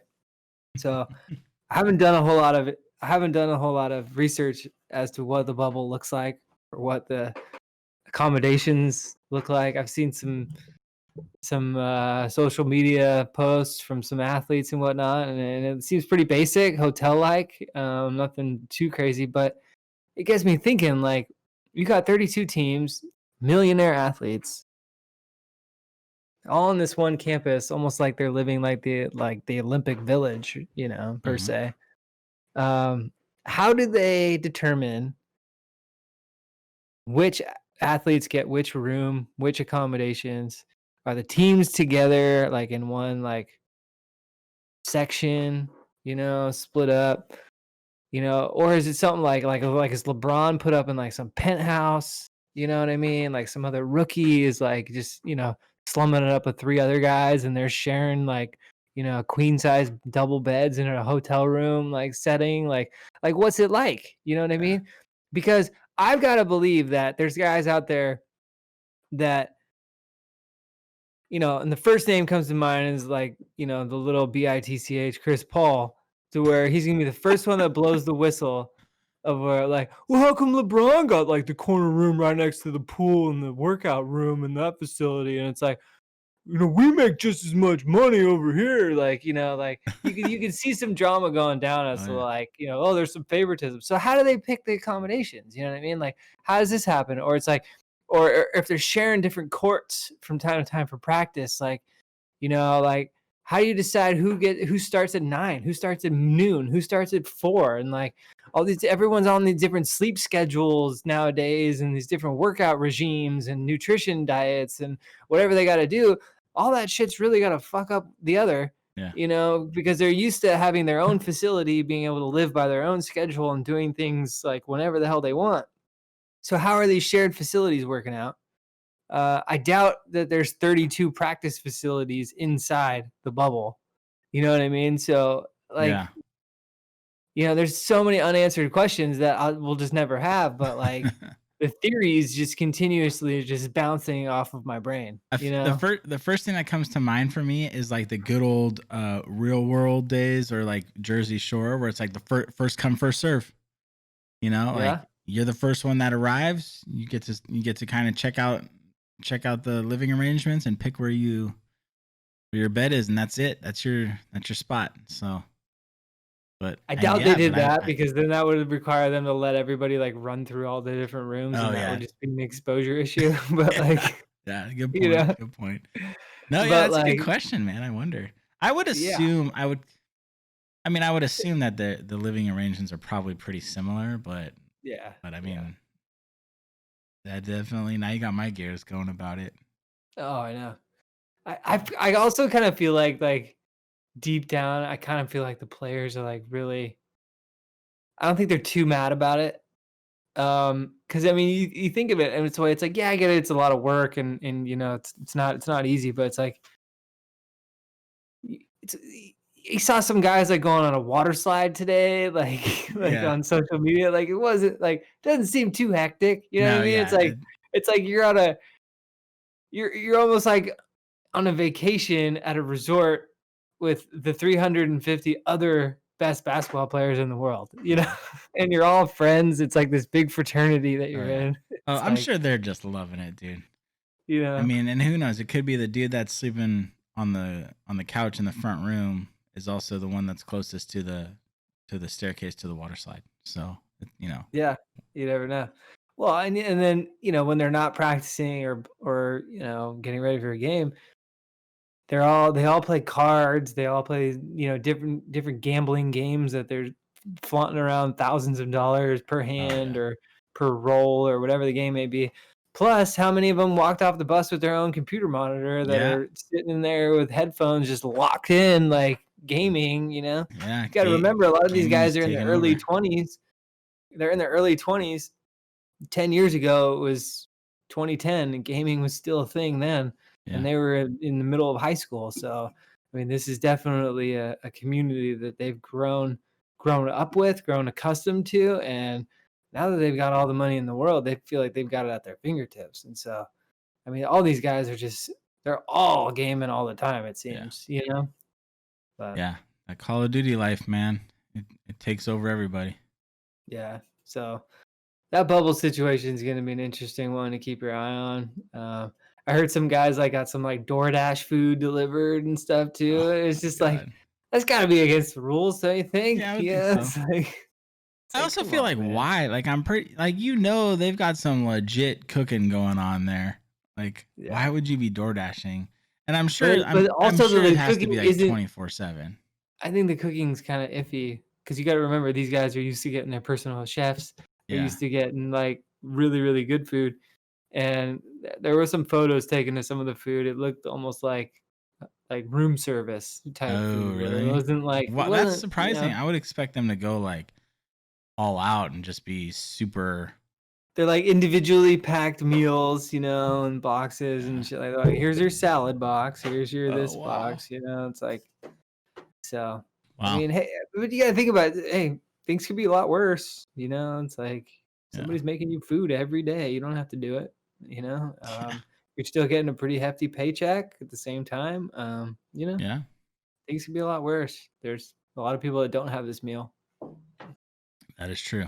That is true. So Uh anyway, so real quick, I don't know why this popped into my head, but something that kind of was cool, kind of out of nowhere in a way, but cool, regarding baseball.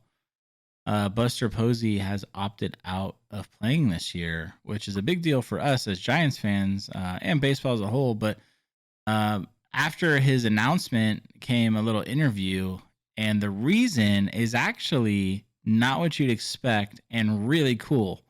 no, it's really cool. So him and his wife, they ended up adopting twin girls. Yep.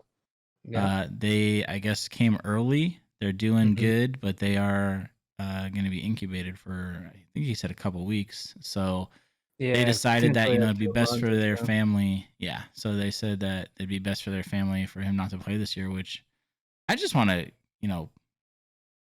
just say that I think that's absolutely amazing. Like that's a big Oh it's a yeah. big choice to take, because and because we've known from, and I think majority of the sports fans out there or baseball fans know, like when you're playing ball, you're playing ball. Like we've seen people Mhm. have kids middle of the year, they get on a plane, they go for the birth, and then they're back on the plane like the next day, going back Yeah. and playing. Like the time they get off for things like that is not your normal Yeah, it's 6 to usually 8 a day or weeks. two, It's like a you know. day to 3 days. Deaths are Yeah. similar. Family deaths, usually it's only really a couple days. I think, sometimes they make exceptions, but I think the standard is a couple days. Um, so this is kind of a big deal. And I think it's really cool that he did it. And I think that the support he's getting from not only the clubhouse and ownership, but the league, just kind of Yeah. speaks to the classiness of baseball. Yeah, I mean, you look at the NBA, for instance. There's a few guys who've just opted out just to opt out because of the coronavirus risks, and it's like here, Buster Posey's opting out. Um, you know, because he's just had two twin daughters that he needs care for who are Mhm. premature, but it's also at a time where the coronavirus is running rampant. He can't have two premature babies at higher risk of exposure because he's taking the risk of going to play baseball in whatever capacity that looks like of them seeing their family for the next 3 months. But also, it's like if he can't see his family for the next 3 months, like it's not really fair to do to his wife after now having to take care of Yeah. two additional children because I think they have three other kids. Yeah. So now you'd have five kids.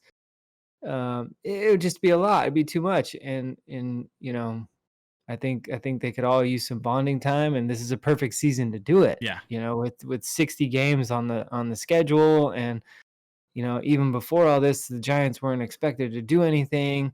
No. It might actually have some opportunities for guys like like Joey Bart, even though they're Mhm. really hinting that they don't want to touch him and do Yeah. much there. But from what I saw today on video, I mean, you know, Hard not to. it's hard not to. My other thing is like with no minor leagues this year, you're Yeah. doing the guy a disservice if you don't bring him up to Yeah. play. Because Absolutely. the last thing you want him to do is to not play at all. It's like it's one thing to say, "Oh, he's not ready to get reps here," but don't you want him to get reps? And in a season with a huge asterisk by it anyway, Yeah. why not? Yeah. You There's know, and your really catcher, nothing. your starting catcher just said that he's opting out. It's your perfect opportunity to Yeah. get as much experience as you want. Like take the Warriors for example. This past season, you know, Klay Thompson was going to be out. They lost Kevin Durant. They knew this was going to be an interesting year, and they drafted a couple guys who they gave them so many minutes that they in a normal season they would have never had. Yeah. Okay, and these guys like they had some bad games. Yeah. Some really bad games, they had some bad slumps, some guys went back down to Santa Cruz and back and whatnot. But the Warriors like wanted to give them that experience and it was such a learning experience for them and it's going to do wonders for their growth next year Mhm. having all those minutes and that experience under their belt, that exposure. They know what to expect and what to anticipate and it's not going to be a shock when they get up here. Yeah. So why not let Joey Bart play, man? And maybe when you resume a normal year next year, he's the backup for Buster Posey. Or you decide to, move Posey to third or first or whatever it may be, Yeah. I think and you Posey's getting insert to him that as the point. starter. I think Posey's getting to that point where he's gonna get moved. Yeah, I think Evan Longoria's time is really, it's It's really limited. short-lived. Yeah. And they'll move on from him pretty soon. Yeah. And either him or Belt, and like, yeah, you could see him Posey at first, but you gotta remember Posey, he can play anywhere. Yeah. I think I definitely don't think he needs to make the move to first. I think he can definitely be utilized at third. I think he's Well, he was still recruited to Florida State as a shortstop and yeah. played shortstop his first 2 years until they asked him to play catcher because they saw something in him. Yeah. You know? Yeah. But I mean I feel like first base is where you put the guy that still can hit, but really that's like, his field capabilities are gone. I don't see that with Posey. I think that, he can play first, nothing against it, but I feel like he can be utilized in a place like third or short if needed. I Yeah, think probably not he's gonna have the range for or short anymore, yeah, but that's like why I I think went he'd be a towards really third. good corner infielder. Like when you Yeah. think about his arm from home plate to second base, it's the On same his from third to on his first. knees. So Yeah, so it's like yeah. corner infielder would make sense, Yeah. you Um know? but yeah, no, I agree with you about Bart 100%, especially like we just lost out on Puig. Yeah. So, I mean the Giants don't have um really anything going for them. Like this is not going to be a World Series run whatsoever. I mean, I mean It's crazier not things gonna have be a World happened. Series run, but, like, I expect them to be a little more competitive than they were last year, but I don't expect them to, like, really make a lot of noise, Yeah. But Yeah. this is gonna be a really interesting year nonetheless just because it's, like because it is so short, um, you could, catch lightning in a bottle and get hot right at the right Yeah. time, you know? You don't really have a lot of those games that you can throw away like, "Oh, we lost this one, don't worry Yeah. about it. We'll win a few more." It's like, No, yeah, you it's don't going to have be 162, you got 60. yeah, fresh out the So, gate, man. Every game is going to I yeah. mean, no matter if it's 60 games or 1,000 games, every game really does matter. Um We think about it this way, you but literally threw they away really 102 matter. games already. Yeah. You literally threw away. So you think even if you played those, like, under the old philosophy, 102 games don't even count. It's 0-0. Everybody's at the same Mhm. record again, and now it's like coming into that last 60 games of the season where every game counts, Yeah. you know? Yeah, so right out the gate, it's those Yeah. loses are going to sting more so than they ever Heck have. yeah. Heck yeah, man. So, Especially, like, if the Giants start let's say the Giants start, like, the first 10 games, they go, like, 3-7, it's gonna be another long 60 games, yeah. you know? But if they go 7-3, we're talking a different tune Yeah. after the first 10 games, Yeah. you know? Yeah, absolutely. I mean, that's the reality, but Yeah. anyway. I got a question. Um, I got a question before we move on. Washington NFL. Yeah. What's the name gonna be? I think from what I'm hearing, it sounds like it'll be the Washington Warriors, Yeah. which I'm not really a fan of because there's already a professional sports franchise called the Warriors, and that's the Golden State Warriors. Yeah, but Because if you think about it, every like, sport, I mean, names go sport to sport. I just think it's really cool that they tell actually me are one doing it. name of a sports team, professional sports team in the United States that's replicated in a different sport. Giants, New York Giants, San Francisco Yeah. Giants. There's there's another one. I know there's another one. Giants is one, but like The Giants also moved from New York, so like it is a New York named team. Right. There's more. There's got to be another one. I think Cardinals. there's a whole lot, dude. Cardinals. Yeah, there's the Cardinals. So I guess you're proving my point that it can work. It's just not. It's you not just want to be more original. I get it. Yeah, I mean, I love that's the why fact Jacksonville Jaguars chose the Jaguar, even though it's not really a. Or my personal favorite is the New Orleans Pelicans. Oh, I hate that. I'm trolling you, dude. When that came out, I was like, "This isn't real. This isn't real." Can you imagine the California Condors? My God, dude. I do love. We're just gonna make a league, and everyone's name is gonna be the state bird of that state. The dude that signed up, copyrighted all the freaking nicknames that they were thinking. I want to give that guy a firm handshake, dude. Well played, dude, man. Well played, sir. Oh gosh. Yeah, I would not be surprised if he I would not be surprised if he's like a Barstool Sports employee too. I know, right? So, oh my God, that's so. When I read that, I was just like, my man, that way to well played. You're gonna make all that money back real fast here. I know, man. Yeah, I think I'm thinking it's gonna be the Warriors too, which is, I mean, it is what it is. I think the world will still know the Warriors as Golden State Warriors. I just think it's impressive that they did it because they have been firm in the past on they will not change their name. So I mean, I would have really liked them to remain with something resemblant of the Native American community, but just not that's what I would have liked something so derogatory like Redskins. Yeah. Like we've talked about in the past, I guess I feel like that literally is the equivalent of like the N-word. Yeah. I mean, a lot of different we have a team that's literally named a slang, like racial slang term. This does bring up the debate about the Cleveland Indians too. I feel like that's not as nearly as bad as Redskins, but in all reality, like they're not Indians, they're Native Americans. Like that's been an argument for decades. Right. Like, so technically, I mean, it's like Cowboys and Indians, you know? Yeah. And that's and that does open the slippery slope of, you know, if equality is the goal here, do we have to rename the Cowboys? Then gotta rename the Cowboys. What other teams do we have to rename and take into an account, you know?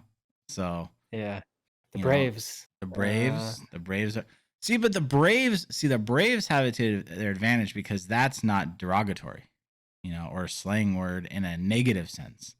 So I feel like the Braves are the team that might slide through this okay. But the Indians are ones that they're gonna definitely have to probably think about some options. But yeah. It's cool. It's a good thing. It's a good move for the Redskins.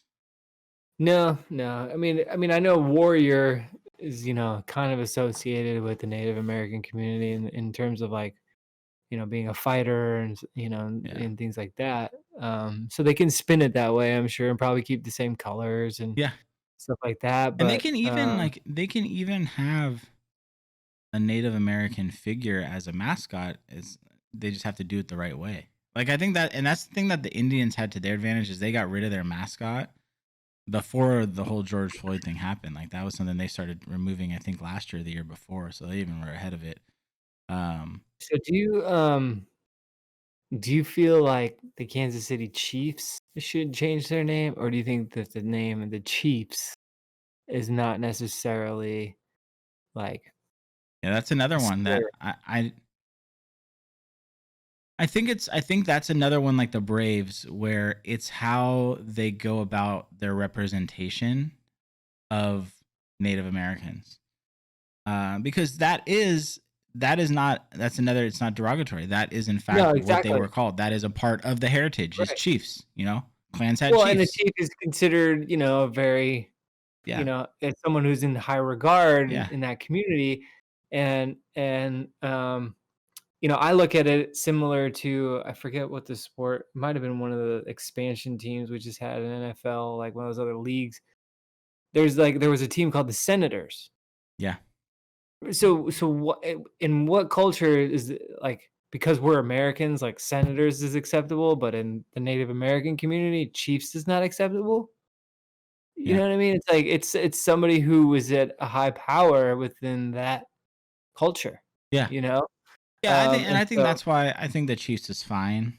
Um but you know, to be honest, it's not for me to say. That right, is something that's that the I same thing. think It's like this is just my initial reaction. It's like there might be more history to it that I don't know of, and yeah. if somebody were to help me out on that, then maybe I th- maybe I would change my stance because I would be educated to it, yeah. but I don't at this point, you know? I think with all those names, what needs to happen is the Native American community needs to be involved and, you Yeah. know, listen to their voices. What do they think? Are they okay with Chiefs keeping that name around? Yeah, then great. Indians, not so much. Okay, let's get on it.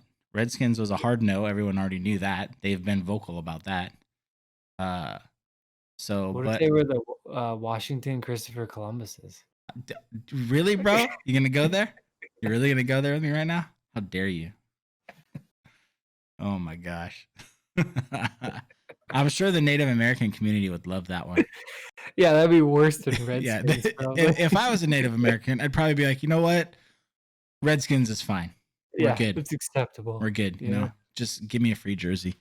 Um, I mean, I kinda feel like they should, Christopher like Columbus. Ugh. or almost, like, name it after, like, a certain tribe, like, No, see that would've been that's way cooler, yeah, you I know? definitely agree. Like, maybe something that was, like, within that region, Yeah, you know?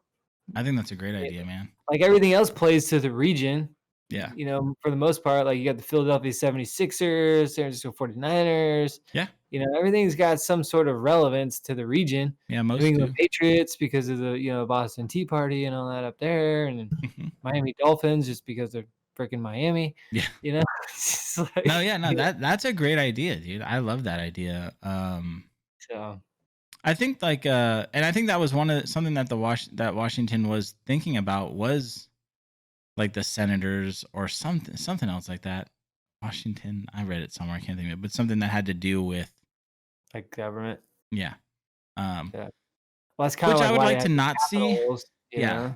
Ma- I think No, the it was the Nationals Capitals. is, like, one of the stupidest baseball names, Yeah, that's dumb. Like, the Montreal Expos was better than the Washington Nationals, Yeah, I agree. you know?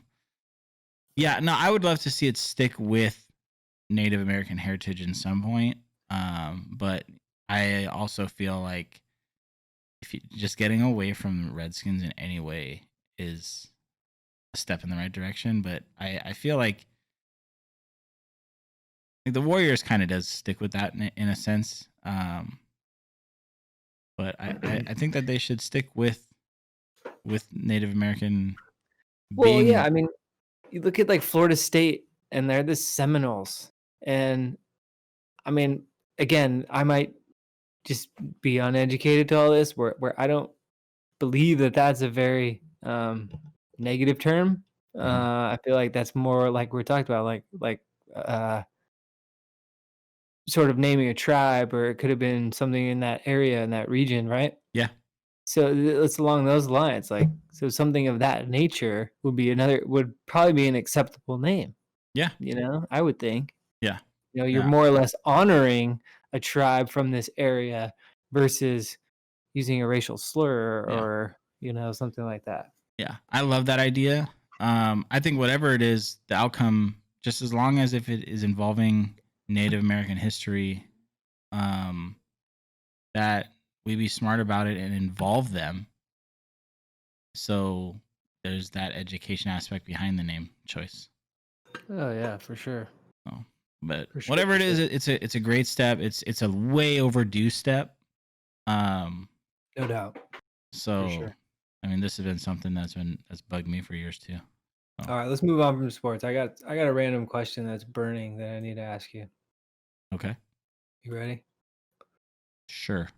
All right, I'm gonna give you about 5 seconds to answer this question. Who's your favorite Ninja Turtle? Wait, 5, what? 4, Oh God, 3, Donatello. 2. Okay. I'm glad you said that answer because that is the correct answer for someone like yourself. You know. Wait, what does that mean, sir? I'm So, slightly offended right now. Obviously the Ninja Turtles is an exquisite group of ninja fighting mutant turtles from our past Yes. in the 90s, and a great team of 4 unique ninjas, right? And the reason I asked this question is because it's been used in a lot of different professional ice breaking sort of settings and things like that, because believe it or not, as different as all 4 Ninja Turtles are, they definitely represent 4 different personality types within, society, and the 4 major personality types. And just to like give you, so if everyone remembers, there's Leonardo, Donatello, Raphael, and Michelangelo, all different. They all kind of, you know, um, hold something in their own regard. I'm going to read a little bit about like what this article that I got from Hollywood.com.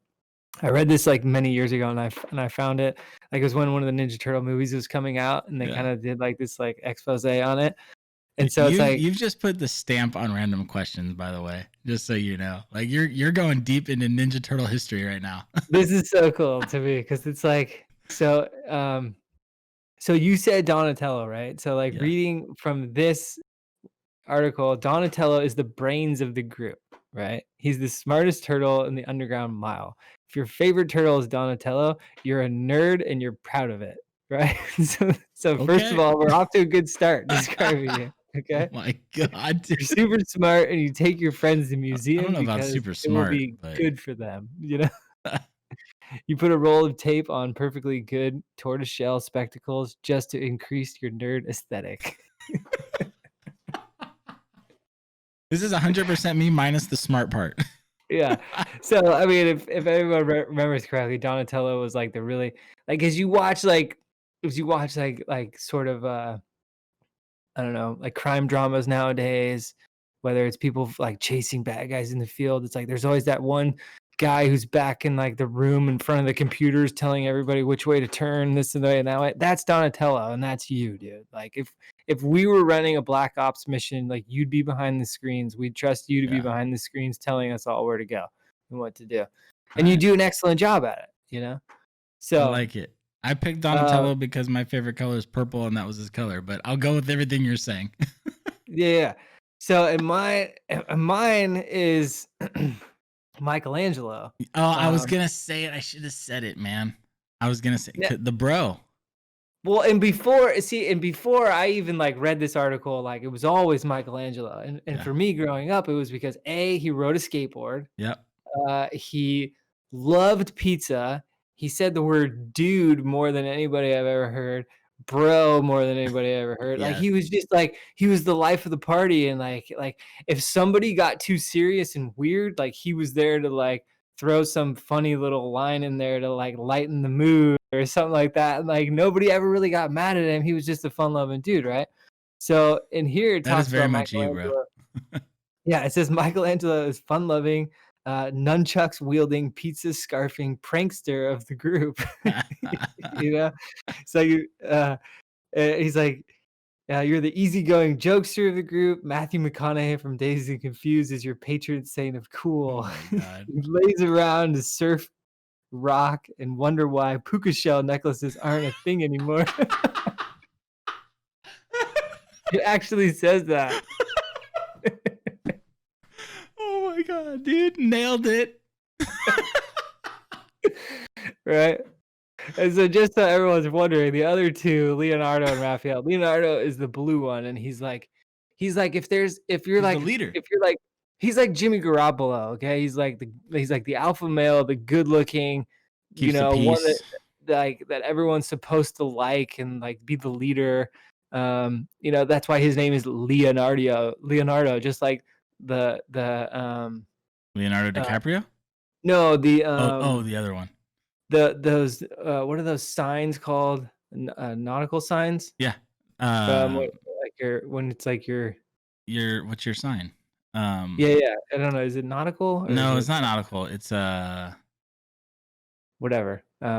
like your horoscope sign things. I know what you're talking about. Yeah. Oh It's my your god, horoscope. dude, I feel so bad. So, Like we should know so this. that's why like his name is Leonardo, because it's like more resemblant with like the Leo sign of being a leader. Like Yeah. you're the alpha male, you're a natural born leader. You walk around with so much swagger and confidence and charisma, and people glom onto you, and thirsty leeches who love to swoop up and solve petty squabbles. Like that's who Leonardo was, right? Mm-hmm.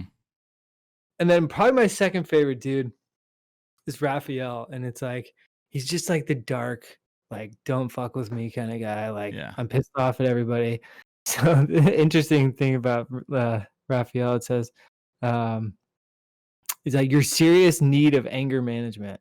You sometimes worry that you've forgotten how to smile, you know, and you love not only having anger but having righteous anger, and any opportunity to really tell someone off should be cherished like a newborn baby, and you definitely hate babies. Oh my gosh, yeah. That's funny, man. So but like I like this because it's like as a manager, sometimes you interact with new people, and it's just an easy way to like start a conversation and get a little bit more insight about people. Yeah. And what I found is like the Ninja Turtles have been around so much that it's like even if you haven't watched many of the shows, you know enough to be like, if somebody puts you on the spot, oh, the blue one or whatever, Yeah, you and caught then me off like guard. yeah, So. you got an answer that Yeah. you've got to. I think growing up, I liked Michelangelo, but just because I didn't. The only thing I liked about Michelangelo was are they nunchucks or Nunchucks. ninchucks? Nunchucks. Nunchucks was the nunchucks because I never seen those before. They were cool, but I even as a kid I thought that Donatello was the cool one. Well, yeah. So weapon wise, Donatello had like the stick, Yeah, which is similar to like Morgan in Walking Dead. Yeah, Michelangelo had the nunchucks. Raphael had those little things. They're called sais. Mhm. I think it's SAI. Yeah. Sai. Yeah. And then Leonardo, of course, had like a samurai sword. Yep. 2 of them, which were badass. He would just go. Yeah. Yeah. So. All right. I feel honored to be a Donatello right now. You are, dude. You're wearing the glasses and everything. It's perfect. It is. Yeah. It's funny, dude. Just reading the Pookie shells, bro. Oh my god. Yeah, who'd have thought that was in there, right? Just perfectly tied in, dude. Oh my gosh. Oh, I know. Gotta love the Ninja Turtles, man. Master Splinter. Yeah. Okay, since we're doing random questions, I got one not as off the wall as yours, but because we both love comedy. I want to know either what the first or what your favorite movie is that really made you laugh. The first movie that made me laugh, or what I latch on to. That's like my favorite comedy movie. Yeah, like if you can't think of the first one that really made you laugh, then one that you. My favorite comedy movie to this day that I will continuously watch over and over and over again is the 2006 blockbuster of Superbad. Yes, that's a good one, dude. I mean, just honestly, dude, it's like I know I was like 21 when that came out, but I just like I can watch it all the time. Oh yeah, and no, that's a good so one. many one-liners in it for me that like dude, the scene when Jonah Hill and Michael Cera are in home ec class, and he's like explaining to the home ec teacher like Like, my partner's never here. I'm not gonna get twice the grade for doing twice the work. Like, it's 3 weeks left in school. Give me a fucking break. Like, look at see Evan over there. It's like looks like the best fucking time I've ever seen. I'm over here. I'm washing and drying like a single mother. No offense. I'm not putting down your profession, but it's like, when am I ever gonna need to cook tiramisu? Am I gonna be a fucking chef? No. It's 3 weeks left in school. Give me a fucking break. Yeah, dude. He really is a comedic genius. He's just a great actor in general. He's had some serious roles that are pretty decent too. No, he's been really good, and he makes the movie for me. I mean, he's one of my favorites. Yeah, and that was his real like. I think he was in Knocked Up before that or something before, but that was the movie where he really blew up in. That's a good one. Yeah, he was one of the leads in that movie. I think that was one of his first leadership roles. But dude, yeah, Superbad just for me knocks it out of the park, and like that was sort of a time, probably like. That was probably right smack dab in the middle of like a 4 or 5 year stretch for Judd Apatow that was just hitting, things out of the park. And Superbad for me just hit home. No, that's I love it. That's a great choice. I love it. I love that choice also for the fact that I love those movies that are real, like they really test the boundaries, and that was one of those movies at its time. Kind of like sorry, it was 2007. I'm just going back into my mental Rolodex. You almost got it. It was 2007. Pretty close. But it was one of those movies that it just like it kind of it pushed the boundaries a little bit in some aspects. Very similar to the Hangover movie. The Hangover is another one of those that just outrageously funny, but like push those boundaries a little bit. That's not my choice, but it just kind of comedies of our generation, really. Yeah. But so that's Superbad's a great one. What is it for you? So me, it's got to be Super Troopers, man. Yeah. Oh God, I've watched Super Troopers more times than I think there are days of my life. Yeah. I mean, in high school, that used to be the thing. Just go home, go to my buddy Chez's house, and just kick back and put on Super Troopers, man, and just everything about that movie. It's one of those stupid movies, but oh my God, for me, that my favorite thing, either the start, the whole pull over, I can't pull over any further, like that was great. But my favorite has to be the meow segment, man. Yeah. Or they're trying to see how many times you can say meow and while giving the dude a ticket, and he's like, do you know why I pulled you over, meow? And I forget the guy's name, but the guy that's like being pulled over, he's a well-known like B-list comedian guy who just plays the part really funny, and he's just like, I'm sorry, are you saying meow? and I just love it where he's like, meow, like you think I'm saying meow, and then he looks over the car, the other guy is like, he's counting on his fingers, like his partner has his hands on the roof, he's counting on his fingers, he's kind of like, does that count? I think, and then at the end he's like one short, and he just walks back and he leans in, he goes, meow. Yes. Oh man, they're just that crew. They're just good times. They actually have a show. I haven't watched it yet. I'm gonna start it up one of these nights. But they have a show going on right now, a firefighter show that apparently is freaking hilarious. They're the what do they call themselves? Like something lizard? Yeah, Broken Lizard.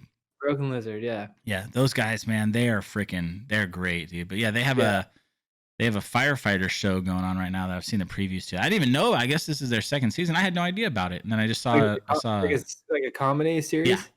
Yeah, cool. I can't think of what it's called, but it's them. They're firefighters, and it looks like it's just the firefighter version of Super Troopers. They actually made a second Super Troopers movie that I haven't even watched yet. I think I did watch that. I mean, it's obviously not as good as the first, but it was worth the watch. Yeah, those are the same guys that did like Beer Fest and stuff too. Beer Fest is another one of mine that is really funny. That was a really funny one too. But for me, it's the German guys, like when they're playing all the games against the Germans. Yeah, it's just so funny, man. I love those. I love those guys. Yeah, there's definitely could be some honorable mentions on that list too. Oh God, dude, we could. Old school is Man, now that I think about it, fuck, dude, old school. This question sort of is turning into a top 5. Yeah, we should actually let's hold it. We'll revisit this down the road as a top 5. Yeah. That's a good point because, I mean, I could list them off. I'm not going to. I'm going to say one more. I'm going to say one more. Are pretty big into our movies. Oh yeah. Well, me and you, we love the comedy movies, but comedy is also we had some fun. as we were younger with drinking and partying a little bit, and a lot of those comedies, they come into play with that type of stuff. So it just, Yeah. it's part of your, as you grow up, you relate to them too. How High is another one that's just freaking outrageous, dude. So good. And the fact that it's like the acting in it was really good, and it's two like hardcore rappers that are the main characters, but their acting skills in it were. No, Method Man is a really good actor. Yeah, he's really good. He was just in something. Damn it, I can't think of what it was. It was a small role, but it was a good role. He plays a good. I think he would play a really good villain. I'd love to see him in that kind of a. He would. You're right. Kind of a role. So I think we're good, man. I think that's it for tonight. You got anything you want to add? No, man, that was a good episode. Hopefully you guys enjoyed that. I'll post a few more things to our social stuff this week. Like I said, I got some new shoes and some of the workouts stuff that we've been working on. Share some progress to that to social. Just some of the things that we might have been talking about too. So and also don't forget we've got our YouTube channels not only for episode but also for clips now. We're rolling those out and follow us on Instagram too, because we're releasing tons and tons of clips. Here and there. And we finally got that rolling. This one too. Yeah, we finally got that rolling. We're all caught up. We dumped a bunch of clips out for all our episodes up to date.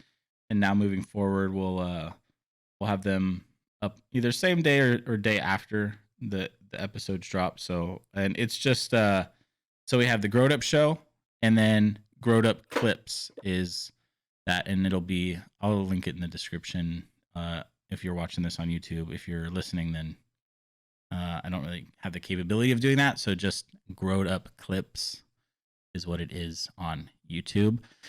And like always, if you like this, subscribe. It does help us. One thing I would love to start seeing is, we haven't really gotten any comments.